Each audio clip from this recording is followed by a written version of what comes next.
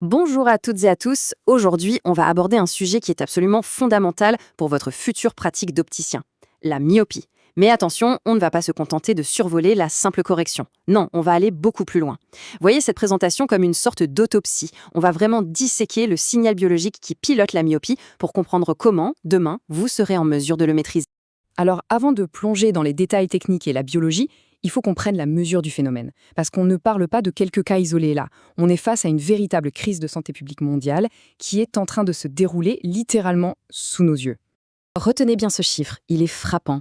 Il vient d'une étude de référence, celle de Holden en 2016. 50%. La moitié de la population de la planète.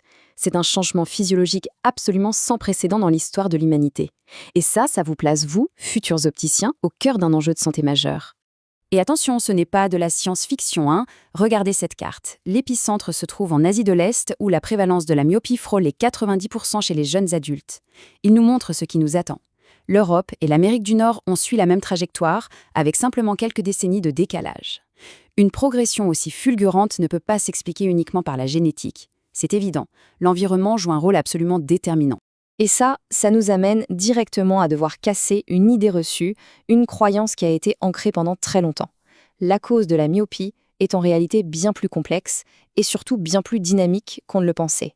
Bon, le paradigme classique, celui que vous avez peut-être encore en tête, c'est que la myopie, c'est une sorte de fatalité génétique, un œil qui serait programmé pour être trop long. Eh bien, c'est faux.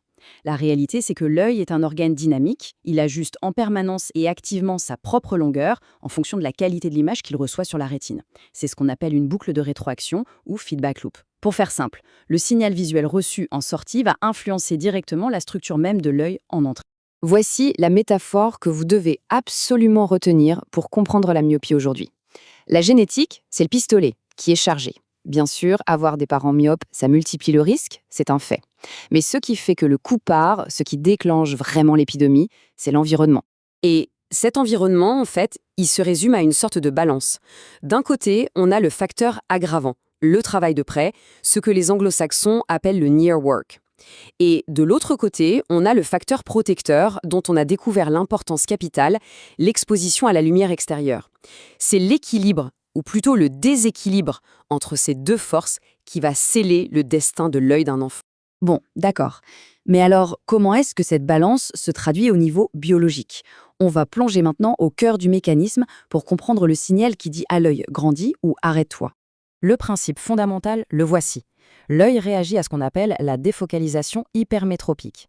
Qu'est-ce que ça veut dire? C'est tout simple. C'est lorsque le plan où l'image est nette se forme en arrière de la rétine. Face à ce flou, l'œil interprète ça comme un ordre direct, un signal de croissance qui lui dit « allonge-toi » pour que la rétine recule et vienne se placer dans le plan de l'image nette. Pour que ça marche, cette information doit voyager. Elle part de la rétine, notre capteur, pour arriver jusqu'à la sclère, la coque structurelle de l'œil. Et ce voyage se fait via ce qu'on appelle une cascade de signalisation. D'abord, étape 1, la détection. Dans la rétine, par des cellules sentinelles, les cellules amacrines, qui repèrent le flou. Étape 2, la transmission. Le PR, l'épithélium pigmentaire rétinien, sert de relais chimique.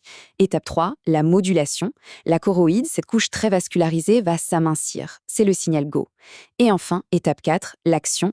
La sclère reçoit l'ordre, son collagène se réorganise, elle s'assouplit et elle s'allonge. Et qu'est-ce qui, dans notre vie de tous les jours, alimente en permanence ce signal Go? Eh bien, c'est le travail de près. À cause d'un phénomène que vous connaissez, le lag d'accommodation, la mise en point de l'œil en vision de près n'est pas parfaite. Elle se fait un tout petit peu en arrière de ce qu'on regarde. La conséquence, c'est que l'image se forme systématiquement derrière la rétine, ce qui envoie un signal de croissance non-stop pendant des heures de lecture ou de temps d'écran. Heureusement, la nature a prévu un interrupteur, un frein. C'est la lumière extérieure, très intense. On parle de 10 000 lux ou plus. Cette lumière va déclencher la libération d'un neurotransmetteur dans la rétine, la dopamine. Et la dopamine est un puissant inhibiteur de la croissance de l'œil. C'est le signal « stop ». Le problème, vous le voyez venir, c'est que nos intérieurs, avec leurs pauvres 500 lux, sont bien trop sombres pour activer ce mécanisme de protection naturelle. Bien, maintenant qu'on a compris le signal, la question logique qui se pose est comment peut-on, nous, en tant qu'opticiens, le manipuler, le pirater en quelque sorte? C'est là qu'intervient toute la révolution de la frénation de la myopie. Pour bien comprendre la frénation, il faut d'abord comprendre pourquoi un verre unifocal standard pose problème.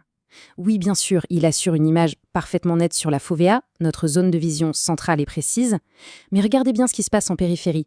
À cause des courbures du verre, les rayons lumineux convergent en arrière de la rétine périphérique. On crée donc, sans le vouloir, une énorme défocalisation hypermétropique en périphérie. En d'autres termes, le verre qui corrige la myopie au centre est en même temps en train de nourrir l'allongement de l'œil par la périphérie. C'est un effet pervers. La solution, c'est donc d'inverser ce signal périphérique. C'est le principe de base de tous les systèmes de freination modernes, qu'il s'agisse de verre ou de lentilles.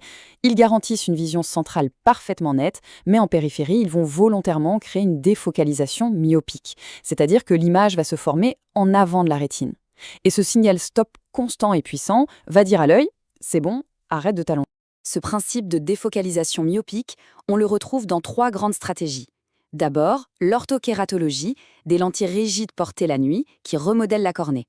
Ensuite, les lentilles souples de jour qui intègrent des zones de défocalisation dans leur design. Et enfin, les verres de lunettes de nouvelle génération qui utilisent des réseaux de micro-lentilles pour gérer la vision périphérique. Notez bien que leur efficacité est assez comparable. Le choix entre ces options se fera donc surtout en fonction du mode de vie et des besoins de l'enfant. Cette nouvelle approche de traitement nous force à changer notre indicateur principal. L'objectif n'est plus seulement d'améliorer une correction en dioptrie, mais de contrôler une dimension physique de l'œil. Et ça, c'est peut-être le changement de perspective le plus important pour notre profession. Hier, on mesurait des dioptries. C'était la mesure du symptôme. Aujourd'hui, on se doit de mesurer la longueur axiale, en millimètres. Ça, c'est la mesure de la maladie elle-même, de sa cause structurelle. Mais pourquoi est-ce si crucial ? À cause du danger de ce qu'on appelle la myopie faussement stable. Ce graphique est essentiel à comprendre. On peut voir ici que la réfraction en dioptrie se stabilise, on pourrait croire que tout va bien. Sauf qu'en parallèle, l'œil, lui, continue de s'allonger dangereusement. Seul un biomètre, qui mesure la longueur axiale, peut détecter cette croissance silencieuse et nous alerter qu'il faut agir. Parce qu'au final, le problème est purement mécanique. Un œil qui s'allonge trop, c'est un peu comme un ballon de baudruche qu'on gonfle, bien au-delà de ses limites. Ses parois, la sclère, la choroïde, la rétine vont s'étirer, s'amincir et devenir extrêmement fragiles. Et cet étirement mécanique, c'est la porte ouverte à des pathologies oculaires très sévères. On les surnomme parfois les 4 cavaliers de l'apocalypse myopique. Le risque de décollement de rétine, de maculopathie, de glaucome ou de cataracte précoce augmente de façon exponentielle avec chaque millimètre d'élongation. Freiner la myopie, ce n'est pas une question de confort visuel, c'est une démarche de prévention pour éviter des pathologies qui peuvent mener à la cécité. Ce qui nous amène à cette question fondamentale, celle qui doit guider toute votre pratique future. Notre rôle a profondément changé. Nous ne sommes plus de simples vendeurs de lunettes, nous sommes en première ligne pour gérer activement une maladie évolutive en maîtrisant sa biologie pour préserver la santé des yeux de nos patients sur le très long terme.